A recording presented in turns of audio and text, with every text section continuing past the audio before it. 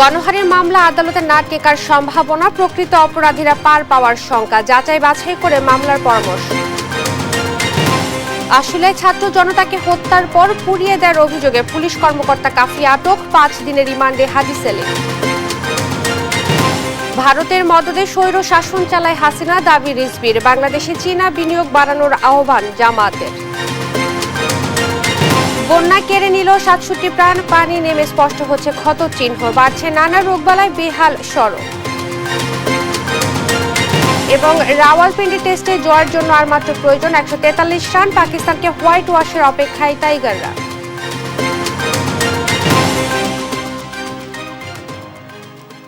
দেখছিলেন সংবাদ শিরোনাম, সঙ্গে আছি আমি ইশরাত জাহান মনি। এবারে বিস্তারিত। ঢালাও মামলা করা আইন পরিপন্থী। সাম্প্রতিক গণহত্যার ঘটনায় যেভাবে মামলা হচ্ছে তা আদালতে টিকবে না বলে মনে করেন আইন বিশেষজ্ঞ ডক্টর শাহাদিন মালিক। মূল আসামি পার পেয়ে যেতে পারে উল্লেখ করে এভাবে ফৌজদারি মামলা হলে তা অতীতের মতোই রাজনৈতিক রূপ পেতে পারে বলে শঙ্কা জানান তিনি। একই অভিমত আইনজীবীদেরও, তাই যাচাই বাছাই করে মামলা নেওয়ার পরামর্শ দেন তারা। সাবরিনা মজুমদারের বিশেষ প্রতিবেদন। ছাত্র জনতার আন্দোলন ঠেকাতে ব্যাপক দমনপীড়ন চালায় আওয়ামী লীগ সরকার। পুলিশ সহ আইন শৃঙ্খলা বাহিনীর গুলি ও ক্ষমতাসীন দলের নেতাকর্মীদের হাতে প্রাণ হারায় বিপুল সংখ্যক মানুষ। তীব্র গণ আন্দোলনে 5 আগস্ট পতন ঘটে সরকারের। ভারতে পালিয়ে যান শেখ হাসিনা। ছাত্র জনতার রক্তের বিনিময়ে অর্জিত বিজয়ের পর হত্যার দায়ে একের পর এক মামলা করছেন ভুক্তভোগীরা, যার বেশিরভাগই প্রধান আসামি সাবেক প্রধানমন্ত্রী শেখ হাসিনা সহ শীর্ষ মন্ত্রী এমপিরা। এমন ঢালাও মামলা আইন পরিপন্থী বলে মনে করেন আইন বিশেষজ্ঞ ডক্টর শাহাদিন মালিক। ফৌজদারি মামলা এভাবে হয় না জানিয়ে তিনি বলেন, আদালতে তা টিকবে না। অতীতের মতোই প্রতিহিংসায় পক্ষে বিপক্ষে মামলার রাজনীতির পুনরাবৃত্তি ঘটবে বলে শঙ্কাও জানান তিনি। এভাবে ফৌজদারি মামলা হয় না, এবং একটা মামলায় ধরেন 50 জন হুকুমদাতা আর 100, 200, 300 জন অজ্ঞাতনামা ব্যক্তি।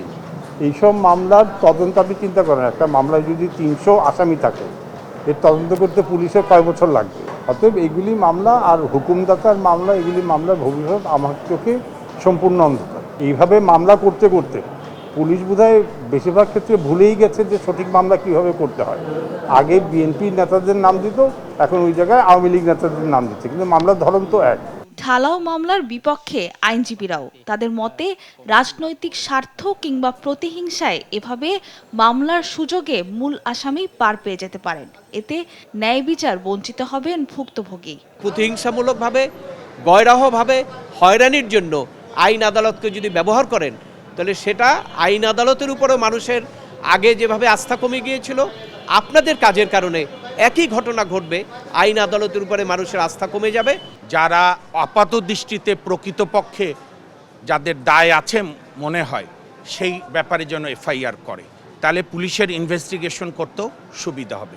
নাহলে এই ধরনের গণমামলা হবে কি, আমি আপনাদের মনে করিয়ে দিই, 1/11-এর সময় আমরা এরকম আবেগ দিয়ে অনেক মামলা করেছিলাম। তাতে ক্ষতি হয়েছিল এই, প্রকৃত দোষীরা, প্রকৃত দুর্নীতিবাজরা ছাড়া পেয়ে গিয়ে আমাদের মাথার উপর চেপে বসেছিল। এবারের এই ছাত্র জনতার লাল বসন্তে আমরা এই ভুল আর দেখতে চাই না। ন্যায় বিচার নিশ্চিতে মামলা নেয়ার ক্ষেত্রে পুলিশকে আরো যাচাই বাছাইয়ের পরামর্শ দেন আইনজীবীরা। যারা এই রাষ্ট্রকে দানবের রাষ্ট্রে পরিণত করেছে, তাদের বিচার আপনার হতে হবে। সাবরিনা মজুমদার, দেশ টিভি, ঢাকা। আশুলিয়ায় ছাত্র জনতাকে হত্যার পর পুড়িয়ে দেওয়ার অভিযোগে ঢাকা জেলার অতিরিক্ত পুলিশ সুপার আব্দুল্লাহিল কাফিকে আটক করা হয়েছে। গত রাতে হযরত শাহজালাল আন্তর্জাতিক বিমানবন্দর থেকে তাকে আটক করে গোয়েন্দা পুলিশ। পরে তাকে জিজ্ঞাসাবাদের জন্য নেওয়া হয় ডিবি কার্যালয়ে। তার বিরুদ্ধে অভিযোগ, গত 5 আগস্ট হাসিনা সরকারের পতনের পর ছাত্র জনতা আশুলিয়া থানা ঘেরাও করে। এ সময় ঢাকার অতিরিক্ত পুলিশ সুপার আব্দুল্লাহিল কাফির নির্দেশে একদল পুলিশ ছাত্র জনতার উপর নির্বিচারে গুলি চালায়। এ সময় গুলিবিদ্ধ হয়ে অনেকে নিহত হলে পুলিশ তাদের মরদেহ ভ্যানে তুলে নিয়ে যায় থানার সামনে। সেখানে কাফির নির্দেশে মরদেহগুলো পুলিশের ভ্যানে ঢুকিয়ে আগুন ধরিয়ে দেওয়া হয়। এতে পুড়ে কয়লা হয়ে যায় মরদেহগুলো। ছাত্র আন্দোলনে রাসেল নামে এক যুবক হত্যার অভিযোগে শেখ হাসিনাকে প্রধান আসামি করে আরও একটি হত্যা মামলা নিতে থানাকে নির্দেশ দিয়েছেন আদালত। আর আইডিয়াল কলেজের ছাত্র সাইফুল্লাহ হত্যা মামলায় সাবেক সংসদ সদস্য হাজী সেলিমের 5 দিনের রিমান্ড মঞ্জুর করেছেন আদালত।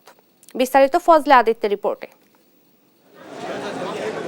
কোটা সংস্কার আন্দোলনের রাজধানীর যাত্রাবাড়ি এলাকায় রাসেল নামের এক যুবককে হত্যার অভিযোগে সাবেক প্রধানমন্ত্রী শেখ হাসিনাকে প্রধান আসামি করে 36 জনের নামে আরও একটি হত্যা মামলা নিতে সংশ্লিষ্ট থানাকে নির্দেশ দিয়েছে আদালত।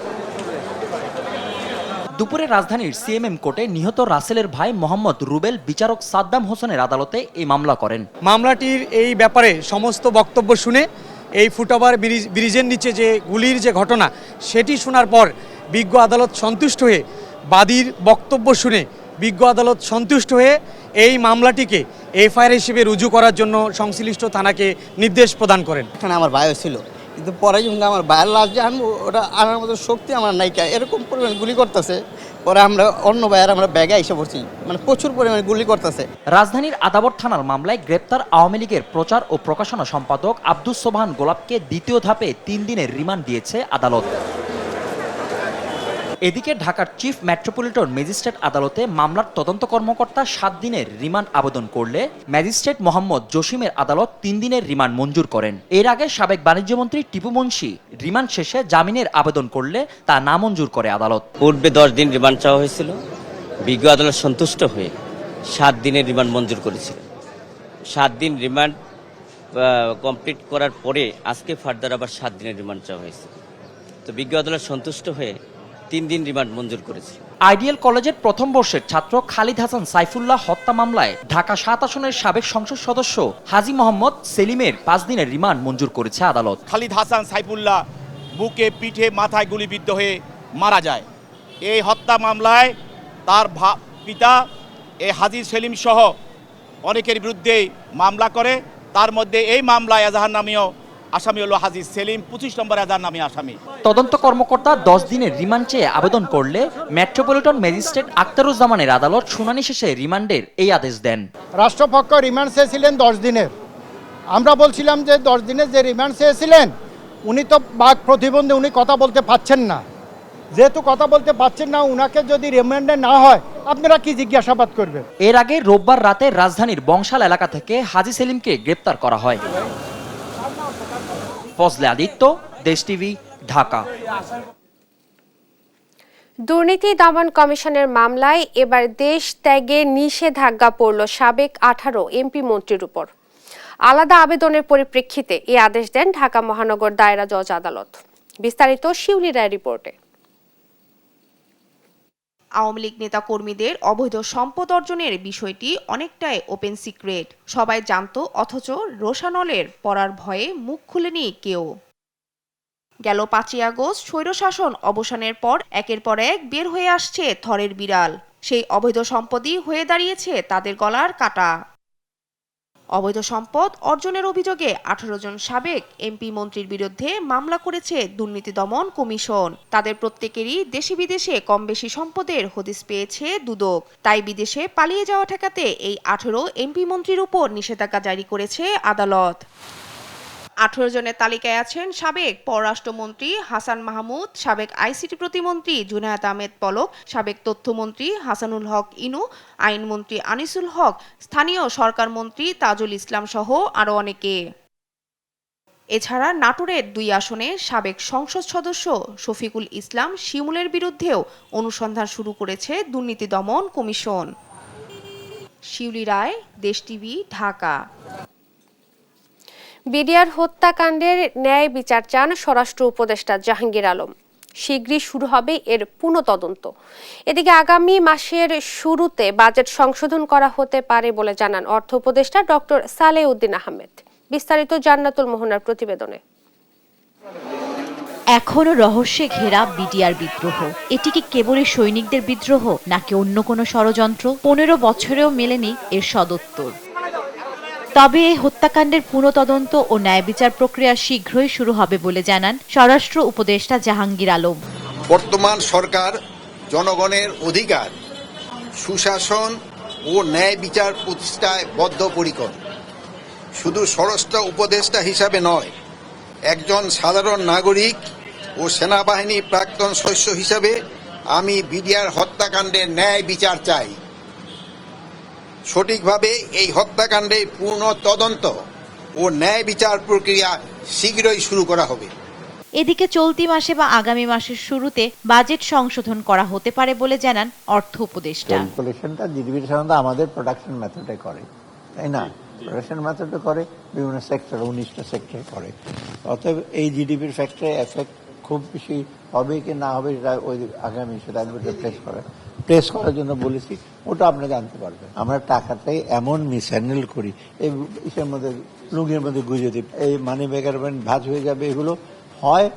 এগুলো আমরা চেষ্টা করেছি আমার সময় থাকতে টাকাটা আরো ডিউরেবল করা যায় না, অতএব এইটা যত তাড়াতাড়ি রিপ্লেস করে। সকালে সচিবালয়ে সাংবাদিকের প্রশ্নের জবাবে অর্থ উপদেষ্টা বলেন, বাজারে 5, 10 ও 20 টাকার কাগজি নোটের অবস্থা খুবই নাজুক, এটা দ্রুত পরিবর্তন করা হবে। জান্নাতুল মোহনা, দেশ টিভি, ঢাকা। সরকারি কর্মচারীরা সম্পদের হিসেব না দিলে খবর আছে, এমন হুঁশিয়ারি দিয়েছেন জনপ্রশাসন মন্ত্রণালয়ের সিনিয়র সচিব মোখলেসুর রহমান। জানান, দুর্নীতি দমন কমিশনের সচিবকে আহ্বায়ক করে 15 লাখ সরকারি কর্মচারীর সম্পদের হিসাব বিবরণী অনুসন্ধানে 5 সদস্যের একটি কমিটি গঠন করা হয়েছে। এর আওতায় থাকবেন সরকারের উপদেষ্টারাও। জান্নাতুল মোহনার প্রতিবেদন। সরকারে কর্মরত আছেন 15 লাখ কর্মচারী। রোববার জনপ্রশাসন মন্ত্রণালয়ের সিনিয়র সচিব স্বাক্ষরিত এক লাইনের নির্দেশনায় সব সরকারি কর্মচারীকে সম্পদ বিবরণী দাখিল করতে বলা হয়। এ নিয়ে বিস্তারিত জানাতে দুপুরে সংবাদ সম্মেলন করেন জনপ্রশাসন মন্ত্রণালয়ের সিনিয়র সচিব মোখলেসুর রহমান।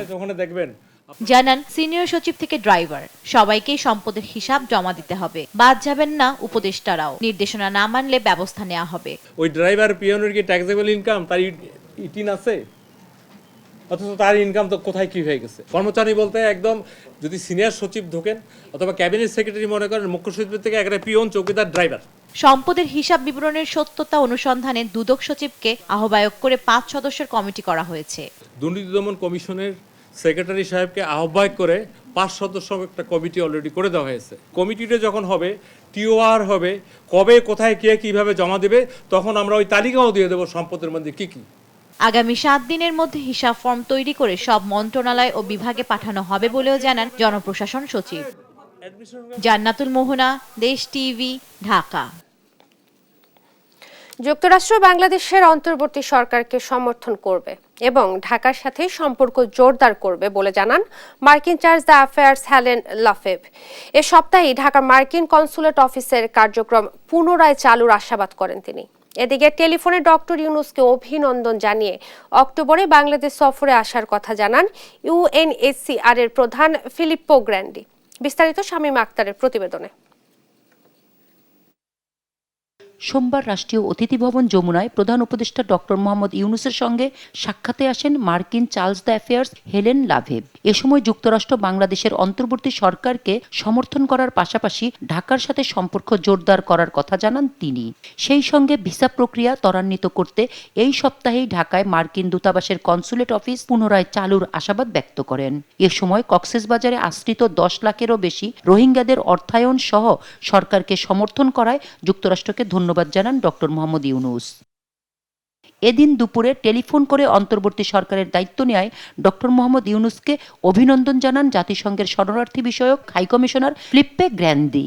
সেই সঙ্গে চলতি বছরের অক্টোবরে বাংলাদেশ সফরের পরিকল্পনার কথাও জানান তিনি। এ সময় রোহিঙ্গা প্রত্যাবর্তনের ইস্যু নিয়ে কথা হয় তাদের মধ্যে। নিউ ইয়র্কে আসন্ন জাতিসংঘের সাধারণ পরিষদের বৈঠকের ফাঁকে রোহিঙ্গা সংকট নিয়ে একটি বৈঠকে ডক্টর মোহাম্মদ ইউনূসকে যোগ দেওয়ার অনুরোধ জানান ইউএনএইচসিআর এর প্রধান। পরে ডক্টর মোহাম্মদ ইউনূসের সঙ্গে দেখা করে ছাত্র আন্দোলনে মানবতা বিরোধী অপরাধের বিচারে আন্তর্জাতিক সমর্থনে একটি দেশীয় ট্রাইব্যুনাল গঠনের প্রস্তাব দেন শীর্ষ মানবাধিকার আইনজীবী টবি ক্যাডম্যান। এ সময় প্রধান উপদেষ্টা জানান, গণহত্যার অপরাধীদের আন্তর্জাতিকভাবে গ্রহণযোগ্য বিচারের নিশ্চিতে তার সরকার প্রতিশ্রুতিবদ্ধ। সেই সঙ্গে শেখ হাসিনার 15 বছরের স্বৈরাচারী শাসন আমলে পাচার হওয়া বিলিয়ন বিলিয়ন ডলার দেশে ফিরিয়ে আনাও এই সরকারের অন্যতম অগ্রাধিকার বলে উল্লেখ করেন ডক্টর মোহাম্মদ ইউনূস। শামীমা আক্তার, দেশ টিভি, ঢাকা। ভারতের সহায়তায় শেখ হাসিনা দেশে এক নায়কতন্ত্র কায়েম করেছিল বলে দাবি করেন বিএনপির সিনিয়র যুগ্ম মহাসচিব রুহুল কবির রিজভী। বলেন, জনগণের শক্তির কাছে ধসে পড়েছে ফ্যাসিবাদ সরকার। এদিকে প্রশাসনে থাকা দোষরদের বিচারের আওতায় আনার দাবি জানান দলটির নেতারা। মাজহারুল ইসলামের রিপোর্ট। আলোচিত সমালোচিত ব্যবসায়ী গোষ্ঠী এসালমের মালিকানাধীন গাড়িতে করে নিজ এলাকায় সংবর্ধনা নেওয়ার ঘটনাকে অনিচ্ছাকৃত ভুল বলে দাবি করেছেন আলোচিত বিএনপি নেতা সালাউদ্দিন আহমেদ। সংবাদ সম্মেলনে দেশবাসীর কাছে দুঃখ প্রকাশ করে তিনি অভিযোগ করেন, বিচার বিভাগ, শাসন বিভাগ সহ দেশের সব অঙ্গন ধ্বংস করেছে ফ্যাসিবাদ সরকার। তাদের দোষরদের মুখোশ উন্মোচনেরও আহ্বান জানান তিনি। ১৭ বছরে দেশটাকে বিভিন্নভাবে ধ্বংস করে দিয়ে গেছে। সমস্ত প্রতিষ্ঠান, সাংবিধানিক প্রতিষ্ঠান সহ দেশের সমস্ত অঙ্গ, বিচার বিভাগ, আইন বিভাগ, শাসন বিভাগ সহ এমনকি ফোর্থ এস্টেট, মিডিয়া সহ সর্বত্র যে আমাদের বিভিন্ন যে পছন্দ হয়েছে, ফ্যাসিবাদের যে স্বাক্ষর তারা এখানে রেখেছে তাদের ফ্যাসিবাদী শাসন দীর্ঘায়িত করার জন্য, সেই বিষয়ে আমাদের সোচ্চার হওয়া উচিত। বিএনপির কেন্দ্রীয় কার্যালয়ের সামনে বন্যা দুর্গতদের জন্য জাতীয়তাবাদী প্রচার দলের ত্রাণ কার্যক্রম উদ্বোধন করেন দলের সিনিয়র যুগ্ম মহাসচিব রুহুল কবির রিজভী। এ সময় ভারতের বাংলাদেশ বিরোধী অবস্থানের সমালোচনা করেন তিনি। জানান, মেগা প্রকল্পের নামে হাজার হাজার কোটি টাকা পাচার করেছেন শেখ হাসিনা। দেশের জনগণ, জনগণের অধিকার, জনগণের বাঁচা মরার প্রশ্নকে আপনারা ধরাই কেয়ার করে আপনারা শেখ হাসিনাকে সমর্থন দিয়ে গেছেন। তার মানে কি, শেখ হাসিনা থাকলে ভারত তার খবরদারি করতে পারবে বাংলাদেশের উপর, এবং বাংলাদেশকে ভারত মনে করবে শেখ হাসিনা আমাদের প্রতিভূ। অতএব বাংলাদেশ তার স্বাধীন অস্তিত্বের দরকার নাই, একটাই অস্তিত্ব দরকার, শেখ হাসিনার অস্তিত্ব। এই কারণেই তাকে আপনারা সমর্থন দিয়ে গেছেন। জাতীয় প্রেস ক্লাবের সামনে অবস্থান কর্মসূচিতে গণহত্যার দায়ে শেখ হাসিনা ও তার দোসরদের বিচার দাবি করেন বিএনপি নেতা জয়নাল আবদিন ফারুক। আওয়ামী ক্যাডারদের কাছে থাকা অবৈধ অস্ত্র উদ্ধারেরও দাবি জানান তিনি। হাসিনাকে বাংলাদেশে এনে বিচার করতে। মাজহারুল ইসলাম, দেশ টিভি, ঢাকা। উন্নয়ন সহযোগী হিসেবে চীনকে বাংলাদেশে আরও বেশি বিনিয়োগ বাড়ানোর অনুরোধ করেছেন বাংলাদেশ জামাতে ইসলামীর আমির ডাক্তার শফিকুর রহমান। এছাড়া দুই দেশের সম্পর্ক আরও জোরদার করতে পারস্পরিক সহযোগিতার আহ্বানও জানান তিনি। সোমবার রাজধানীর মগবাজারে জামাতের কেন্দ্রীয় কার্যালয়ে আসেন চীনা রাষ্ট্রদূত ইয়াও ওয়েন। আরও জানাচ্ছেন শাহেদুজ্জামান সাকিব। বাংলাদেশ জামায়াতে ইসলামীর নেতৃবৃন্দের সাথে সৌজন্য সাক্ষাৎ করেন বাংলাদেশে নিযুক্ত চীনা রাষ্ট্রদূত ইয়াও ওয়েন। সাক্ষাৎ শেষে জামায়াত আমির ডাক্তার শফিকুর রহমান বলেন, দুই দেশের সম্পর্ক জোরদার করতে সম্ভাব্য সব বিষয়ে আলোচনা করেছেন তারা। বিশেষ করে দেশের অর্থনীতিতে গুরুত্বপূর্ণ অবদান রাখতে চীন সরকারের প্রতি আহ্বান জানান তিনি। অনুরোধ করেছি তারা যেন বাংলাদেশে তাদের ইনভেস্টমেন্টকে আরও বেশি ইনক্রিজ করেন। রোহিঙ্গা ইস্যুতে আমরা অনুরোধ করেছি যে তাদের পুনর্বাসনের রিপ্যাট্রিয়েশনের জন্য তারা ইফেক্টিভ রোল প্লে করবেন, এবং আমরা আশা করি যে তারা যদি সেই রোল প্লে করেন তাহলে এই ক্রুশিয়াল যে প্রবলেমটা এটা সলভ হওয়া সহজ হবে। এ সময় বাংলাদেশের উন্নয়নে কাজ করে যাওয়ার প্রত্যয় ব্যক্ত করেন রাষ্ট্রদূত। China is determined to have good relations with Bangladesh, and will have good relations with political parties which are supportive our cooperation. Are also recommitted that China is supportive of Bangladesh, supportive of Bangladesh people, and supportive of this interim government. এদিকে BTV ভবনে কর্মকর্তাদের সাথে সৌজন্য সাক্ষাৎ করে জামায়াত ঢাকা দক্ষিণের secretary doctor Shafiqul Islam Masud বলেন, বিটিভিকে জনগণের টিভি হিসেবে দেখতে চান তারা। বাংলাদেশ টেলিভিশন থেকেই কিন্তু গণমাধ্যমকে আমরা শিখেছি, এবং বলা যায় যে এখান থেকে অনেক সংবাদকর্মীরও উত্থান ঘটেছে বা তাদের প্রশিক্ষণ বা তারা তৈরি হয়েছে এখান থেকে। কিন্তু অত্যন্ত দুর্ভাগ্যজনকভাবে বলতে হবে যে বিগত 15.5 বছরে এই বাংলাদেশ টেলিভিশনের মতো একটা গুরুত্বপূর্ণ গণমাধ্যমকে ব্যক্তি এবং পরিবারের একটা গণমাধ্যমে পরিণত করা হয়েছিল। সমৃদ্ধ দেশ গড়তে গণমাধ্যমের অবদানের কথাও তুলে ধরেন জামায়াতের এই শীর্ষ নেতা। শাহেদুজ্জামান সাকিব, দেশ টিভি, ঢাকা। জানবো বন্যা পরিস্থিতির সবশেষ খবর জানাতে লক্ষ্মীপুর থেকে যুক্ত হচ্ছেন সহকর্মী সাইফুল ইসলাম স্বপন। স্বপন, পানি কমে যাওয়ার পর কি ধরনের দুর্ভোগে পড়ছেন বাসিন্দারা আমাদেরকে জানাবেন। ইশরাত, আপনি যেমনটি জানতে চাচ্ছেন যে আসলে লক্ষ্মীপুরে বন্যা পানি কমার সাথে সাথে কি অবস্থা রয়েছে। লক্ষ্মীপুরে প্রায় গত 20 দিনের বন্যায় 14 থেকে 15 লাখ মানুষ পানিবন্দী রয়েছেন এবং আশ্রয়কেন্দ্রে প্রায় লাখখানিক মানুষ আশ্রয় গ্রহণ করেছেন। লক্ষ্মীপুরের কিছু কিছু এলাকা থেকে পানি কমতে শুরু করেছে এবং কিছু কিছু এলাকায় পানি বৃদ্ধি পাচ্ছে। আমরা এই মুহূর্তে ঠিক যে জায়গায় আছি লক্ষ্মীপুর পৌর শহরের জেবি রোডে। এই জেবি রোডে গতকাল রাত থেকে আজ পর্যন্ত প্রায় 4 ইঞ্চি পানি বৃদ্ধি পেয়েছে। এর আগে পানি 6 ইঞ্চি কমার পরও গতকালে 4 ইঞ্চি বৃদ্ধি পেয়েছে এবং বেশিরভাগ এলাকায় যখনই বৃষ্টি হচ্ছে পানিগুলো বৃদ্ধি পাচ্ছে। তো লক্ষ্মীপুরের যে পানি নামার যে 4টি নদী, সেটা হচ্ছে বুলুয়া নদী, ডাকাতিয়া নদী, রহমতখালী নদী ও ওয়াবদা খাল। এই খালগুলো আমরা দেখেছি যে গতকালও প্রশাসনের 5টি উপজেলার ইউনো এবং এসিলেন্ডরা যেগুলো দখল করে দোকানপাট বাড়িঘর এবং বাঁধ দিয়ে মাছ চাষ করছে সেগুলো অপসারণ করছে।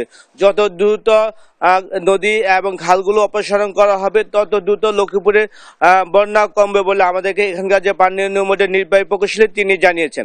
এছাড়া আপনি যেটি জানতে চেয়েছেন যে আসলে লক্ষ্মীপুরে পানি কমার সাথে সাথে পানিবাহিত রোগ বা অন্যান্য কি অবস্থা। লক্ষ্মীপুরে যে পানি কমার সাথে সাথে লক্ষ্মীপুর জেলা পানিবাহিত রোগ বৃদ্ধি পেয়েছে। বিশেষ করে যারা এই যে পানি দিয়ে হাঁটছে এবং বিভিন্ন জায়গায় যাচ্ছে তাদের পায়ে বিভিন্ন ধরনের রোগ জীবাণু ছড়াচ্ছে এবং এই যে 14 থেকে 15 লক্ষ লোক পানিবন্দী রয়েছে এবং বেশিরভাগই ডিপ টিউবওয়েলগুলো ছিল পানির নিচে চলে গেছে। তারা সুপেয় পানির অভাবেও তাদের পেটের অসুখ দেখা দিয়েছে। আরেকটি বিষয় আপনাকে বলা রাখি যে লক্ষ্মীপুরের ম্যাক্সিমাম এলাকায় কম পানি পর্যন্ত ডুবে যাওয়ার কারণে ম্যাক্সিমামগুলো যে টয়লেটগুলো ছিল সবগুলো টয়লেটই কিন্তু পানির নিচে চলে গেছে। এই জন্য যে পানিগুলো বর্তমানে রয়েছে এই পানিগুলো খুবই জীবাণু এবং নোংরা পানি এবং এই পানি দিয়ে যখনই মানুষজন রাস্তা পার হয় বিভিন্ন কাজে বের হয় তাদের বিভিন্ন ধরনের রোগ জীবাণু ছড়াচ্ছে।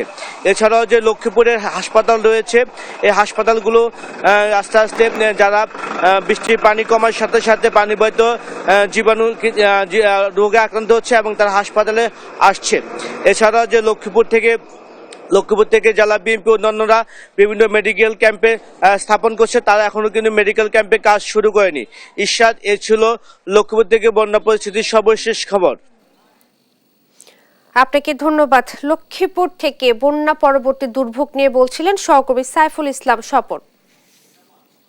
দেখছেন সংবাদ সকাল। বন্যার পানি কমতে থাকলেও বাজারে রয়েছে বন্যার প্রভাব। বিস্তারিত জানাতে নোয়াখালী থেকে যুক্ত হচ্ছেন সহকর্মী মাওলা সুজন। সুজন, নিত্য প্রয়োজনীয় পণ্যের দাম কেমন দেখছেন?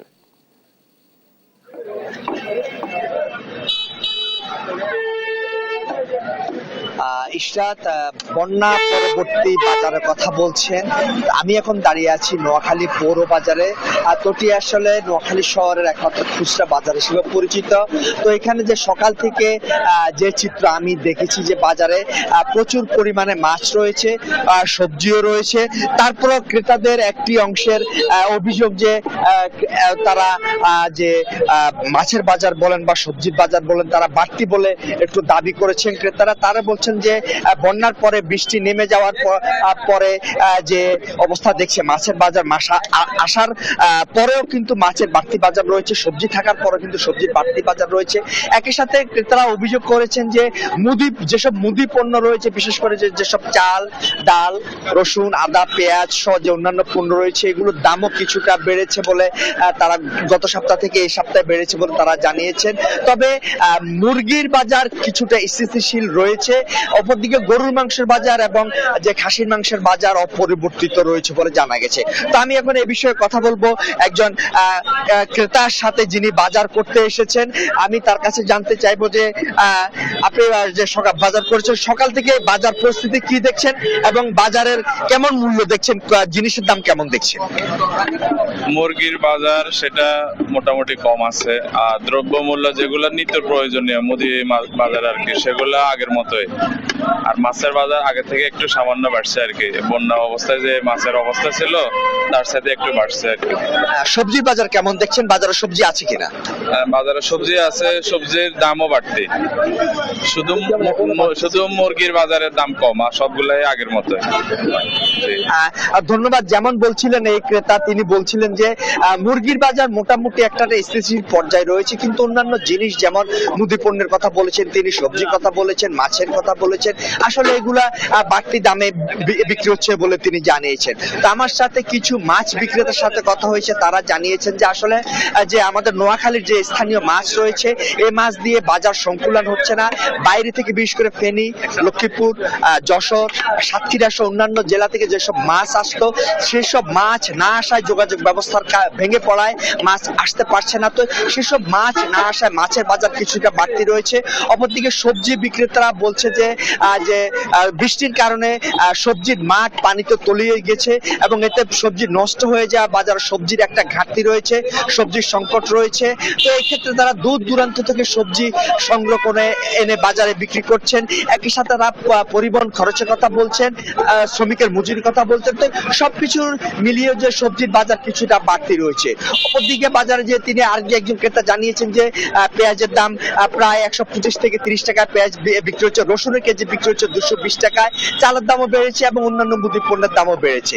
এই হচ্ছে নোয়াখালী থেকে বন্যা ও বন্যা পরবর্তীতে নোয়াখালী বাজার পরিস্থিতি নিয়ে আমার কাছে সর্বশেষ। ইশরাত, আপনাকে ধন্যবাদ। নোয়াখালী থেকে বন্যা পরবর্তী বাজার পরিস্থিতি জানাচ্ছিলেন সহকর্মী মাওলা সুজন। হেলাল উদ্দিন ছিলেন প্রধান শিক্ষক, নিয়োগ বাণিজ্যে বনে গেলেন শত কোটি টাকার মালিক। স্কুল মাদ্রাসায় নিয়োগ, শেখ রাসেল ল্যাব, বিদ্যালয় বহুতল ভবন ম্যানেজিং কমিটি দেওয়ার নামে টাকা আদায় করে তার এই রাজত্ব। সহকর্মী রফিকুল ইসলামের প্রতিবেদনে বিস্তারিত। রংপুরের বদরগঞ্জ সরকারি বালিকা উচ্চ বিদ্যালয়ের প্রধান শিক্ষক হেলাল উদ্দিন সাবেক সংসদ সদস্য ডিউক চৌধুরীর সঙ্গে ঘনিষ্ঠতার বদৌলতে বনে গিয়েছিলেন তারাগঞ্জ ও বদরগঞ্জ উপজেলার স্কুল, কলেজ ও মাদ্রাসা নিয়োগ নিয়ন্ত্রক। 7 লাখ টাকা আমার ডিল হওয়ার পর 2 লাখ টাকা আমার কাছ থেকে নিছে। তারপর নেওয়ার পরে হেলাল মাস্টার সেখানে যায়, ওখানে আমার 7 লাখ টাকা কম। অভিযোগ আছে পাঠানপাড়া উচ্চ বিদ্যালয়ের একাডেমিক বিল্ডিং দিতে হেলাল মাস্টার 4 লাখ টাকা নিলেও গভীরাতপুর সর্দারপাড়া উচ্চ বিদ্যালয়ে টাকা নিয়েও দেয়নি বরাদ্দ। শেখ রাসেল ল্যাব, ওয়াশরুম এবং কমিটি করতেও বখরা দিতে হতো হেলালকে। গত 10 বছরে তারাগঞ্জ ও বদরগঞ্জ উপজেলায় অন্তত 150টি প্রতিষ্ঠানে চতুর্থ শ্রেণীর বিভিন্ন পদে 500 জনেরও বেশি নিয়োগ হয়েছে। এছাড়াও একাডেমিক বিল্ডিং হয়েছে 70টি, শেখ রাসেল ল্যাব এবং ওয়াশরুম হয়েছে শতাধিক। স্থানীয়রা বলছেন হেলাল মাস্টার সিন্ডিকেট এসব নিয়োগ ও স্থাপনা উন্নয়ন বরাদ্দ থেকে হাতিয়েছে শত কোটি টাকার ওপরে। যত শিক্ষা ডিপার্টমেন্টের কাজ এই হেলাল সাহেবের মাধ্যমেই করা হয়েছে। এমপির ওই যে বিভিন্ন স্কুলে বরাদ্দ তার নেতৃত্বে হইতো মোটা উৎকোচ গ্রহণের মাধ্যমে। শুধু টোপাইজ খেয়েই শান্ত হননি হেলাল, শর্ত পূরণ না করেও জাতীয়করণ বাগিয়ে নিয়েছেন বদরগঞ্জ বালিকা বিদ্যালয়ের নামে। স্কুলের নাম ভাঙিয়ে জমি দখলের অভিযোগও আছে। বিদ্যালয়ে অখণ্ড জমির পরিমাণ 1 একর 25 শতকের উপরে দরকার, কিন্তু তার শুধু 25 শতকও নাই। গেল নির্বাচনের সময় জামুবাড়ি মৌজায় 113 নং দাগে কিনেছেন প্রায় অর্ধ কোটি টাকার 12 শতক জমি। আছে আলিশান ওষুধের দোকান। শ্বশুরবাড়ি এলাকায় কিনেছেন বিঘায় বিঘায় জমি। বিএডিসির 2টি গভীর নলকূপের মালিকও তিনি। সর্বোচ্চ বেতন পায় কত? 28-30 হাজার। তার চলাফেরা তো মন্ত্রীর মতো স্টাইল। স্কুল বা প্রতিষ্ঠানে নতুন নতুন করে বিল্ডিং হয়েছে, সেই বিল্ডিংগুলো পর্যন্ত হেলাল স্যারের পারমিশন ছাড়া বা ওনার সাথে লবিং করা ছাড়া এই কোনো প্রতিষ্ঠান এগুলো পায়নি। অবশ্য এসব বিষয়ে জানতে যোগাযোগের চেষ্টা করা হলেও হেলালের কোনো সাড়া মেলেনি। যোগ্যতা না থাকলেও প্রভাব খাটিয়ে 2009 সালে বদরগঞ্জ বালিকা বিদ্যালয়ের প্রধান শিক্ষক হওয়ার অভিযোগও আছে তার বিরুদ্ধে। রফিকুল ইসলাম, দেশ টিভি, রংপুর।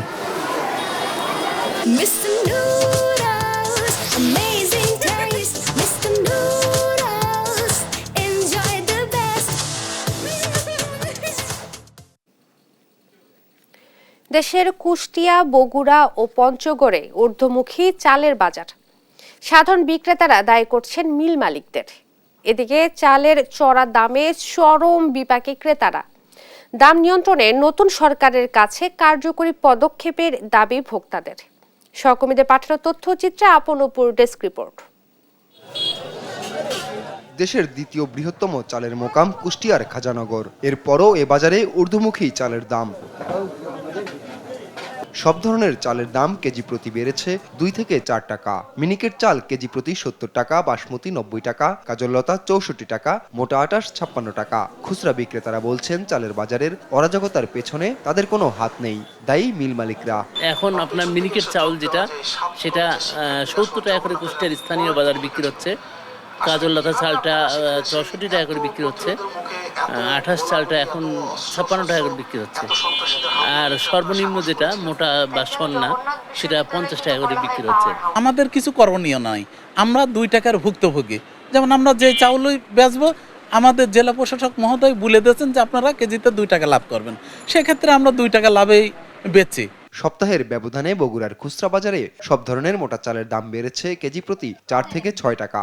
29 আর 28 চাল কেজি প্রতি 4 টাকা বেড়ে বিক্রি হচ্ছে 56 টাকা ও 58 টাকায়। ত্রাণ কার্যক্রমকে কেন্দ্র করে বাড়ছে দাম, দাবি বিক্রেতাদের। বর্ষার জন্য দাম বেশি আছে, দাম কমবে, চাউলের সংকট নেই, চাউল আছে, প্রচুর চাউল আছে। এই চাল বেচা হচ্ছে আপনার 64 টাকা, আর মোটা যেটা 29-52 টাকা আসলো সেটা আছে 56 টাকা। আপনি আটা আসলো 55 টাকা, সেটা আছে 58 টাকা। এদিকে বগুড়া শহরের ফতে আলী বাজার, রাজাবাজার, কলোনি ও বক্সিবাজার ঘুরে দেখা যায় কাটারি চাল বিক্রি হচ্ছে 68 থেকে 70 টাকায়, নাজিরশাইল 78 টাকায়, আর মিনিকেটের দাম ঠেকেছে 68 টাকাতে। ঊর্ধ্বমুখী এই দামে চাল কিনতে হিমশিম খাচ্ছে সাধারণ মানুষ।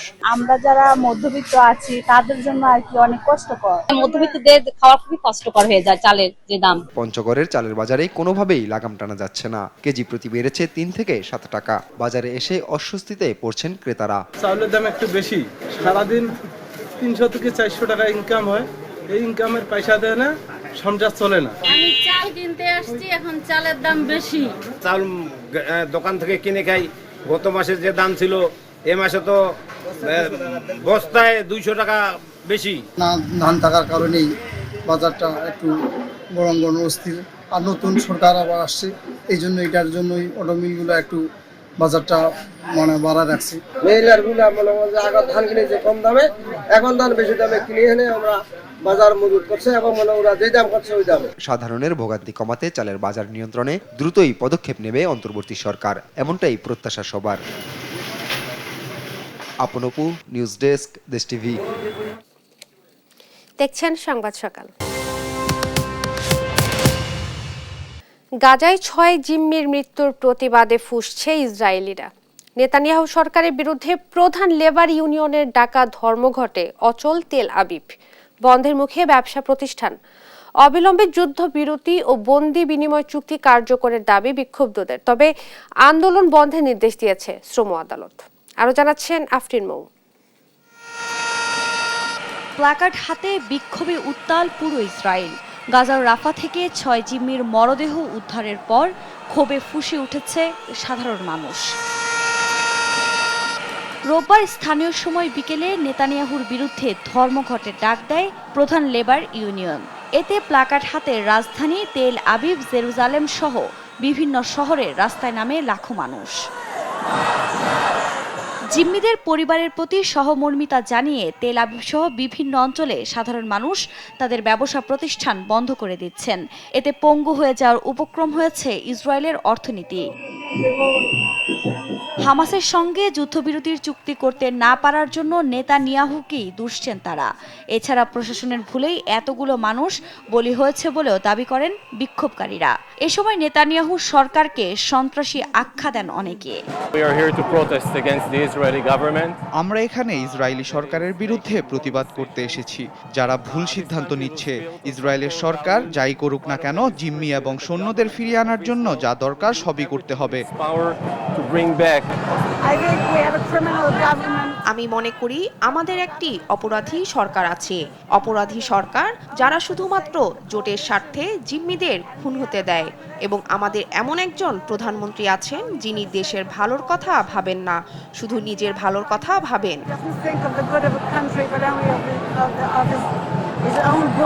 এদিকে পুলিশের বিরুদ্ধে বিক্ষোভকারীদের দমন পীড়নের অভিযোগ পাওয়া গেছে। বহু আন্দোলনকারীকে গ্রেফতারও করেছে তারা। তবে যুদ্ধবিরতির চুক্তি বাস্তবায়ন না হওয়া পর্যন্ত রাজপথ না ছাড়ার করা হুঁশিয়ারি দিয়েছে বিক্ষোভকারীরা। পরিস্থিতি এতটাই ভয়াবহ যে ইসরায়েলের প্রধান বিমানবন্দর থেকে বাতিল করা হয়েছে ফ্লাইট। শুধু ইসরায়েল নয়, বিক্ষোভের আঁচ লেগেছে যুক্তরাষ্ট্রেও। মার্কিন এক জিম্মি নিহতের ঘটনায় স্থানীয় সময় রোববার নিউ ইয়র্কের রাস্তায় নেমে আসেন হাজারো মানুষ। এ সময় নেতানিয়াহু বিরোধী নানা স্লোগান দেয় তারা। একই সঙ্গে দ্রুত যুদ্ধবিরতির চুক্তিতে রাজি হতে নেতানিয়াহুকে আহ্বানও জানান অনেকে। উত্তপ্ত পরিস্থিতি নিয়ে মুখ খুলেছে মার্কিন প্রশাসনও। যুদ্ধবিরতি চুক্তি নিয়ে স্থানীয় সময় সোমবার প্রতিনিধি দলের সঙ্গে বৈঠকের কথা রয়েছে মার্কিন প্রেসিডেন্ট জো বাইডেনের। তবে জিম্মি নিহতের ঘটনায় পাল্টা নেতানিয়াহুকেই দুষছে হামাস। আইডিএফ এর হামলায় তাদের মৃত্যু হয়েছে বলে দাবি করেন হামাসের জ্যেষ্ঠ নেতা খলিল আল হায়া। যুদ্ধবিরতি চুক্তি হলে নিহত জিম্মির 3 জনের মুক্তি দেওয়ার পরিকল্পনা ছিল বলেও জানান তিনি। আফরিন মৌ, নিউজ ডেস্ক, দেশ টিভি। দেখছেন সংবাদ সকাল। এবার খেলার সংবাদ।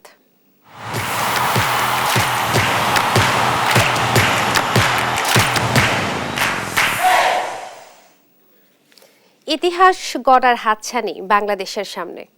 রাওয়ালপিন্ডি টেস্টে জিতে পাকিস্তানকে হোয়াইট ওয়াশ করতে পঞ্চম দিন বাংলাদেশের প্রয়োজন আর 143 রান।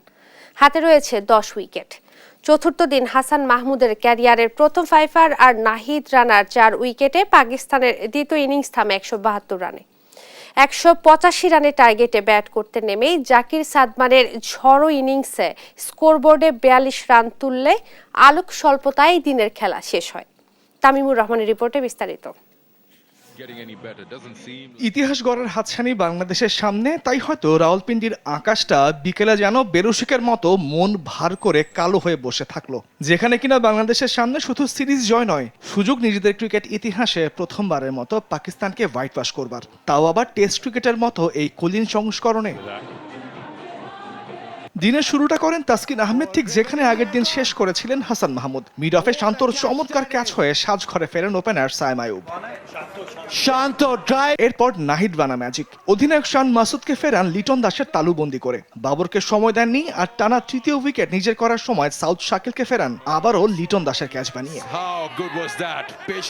জীবন পেয়ে ভয়ঙ্কর হয়ে ওঠা রিজওয়ানকে হাসান মাহমুদ ফেরান নিজের তৃতীয় উইকেট বানিয়ে। ক্যাচ নেন লিটন কুমার দাস। আর তাতেই 10 বছর পর মুশফিকের সিরিজে 11 ডিসমিসালের রেকর্ড, 4টি স্ট্যাম্পিং ও 8টি ক্যাচ নিয়ে নিজের করে নেন এই উইকেট রক্ষক ব্যাটার। মোহাম্মদ আলীর উইকেট হাসি চড়া করেছে হাসান মাহমুদের মুখে, আর বাংলাদেশকে এনে দিয়েছে স্বস্তি। হামজা ফাঁদে পড়েন হাসানের। প্রথম ইনিংসে মিরাজের পর হাসানের ফাইবার। পাকিস্তান অল আউট 172 রানে সিরিজ জয়ের জন্য বাংলাদেশের প্রয়োজন 184 রান। জবাব দিতে নেমে জাকির হাসান আর সাদমান করেন প্রতিপক্ষের সঙ্গে ছেলে খেলা। টি-20 মেজাজে 7 ওভারে তোলেন 6 গড়ে 42 রান। জাকির একাই জোড়া 4-6-এ 31 আর সাদমান 9 রানে অপরাজিত থেকে আলোক স্বল্পতায় মাঠ ছাড়েন। তামিমুর রহমান, স্পোর্টস ডেস্ক, দেশ টিভি। এ পর্যায়ে সংবাদ শিরোনামগুলো জানিয়ে দিচ্ছে আরো একবার।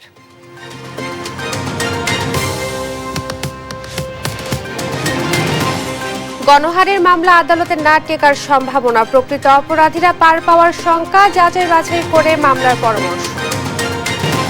আশুলিয়ায় ছাত্র জনতাকে হত্যার পর পুড়িয়ে দেওয়ার অভিযোগে পুলিশ কর্মকর্তা কাফি আটক, 5 দিনের রিমান্ডে হাজি সেলিম। ভারতের মদদে স্বৈর শাসন চালায় হাসিনা, দাবি রিজভির। বাংলাদেশে চীনা বিনিয়োগ বাড়ানোর আহ্বান জামায়াতের। বন্যা কেড়ে নিল 67 প্রাণ, পানি নেমে স্পষ্ট হচ্ছে ক্ষত চিহ্ন, বাড়ছে নানা রোগবালায় বেহাল সড়ক। এবং রাওয়ালপিন্ডি টেস্টে জয়ের জন্য আর মাত্র প্রয়োজন 143 রান, পাকিস্তানকে হোয়াইট ওয়াশের অপেক্ষায় টাইগাররা। এই ছিল এখনকার সংবাদ সকাল। পরের বুলেটিন দেখার আমন্ত্রণ রইল।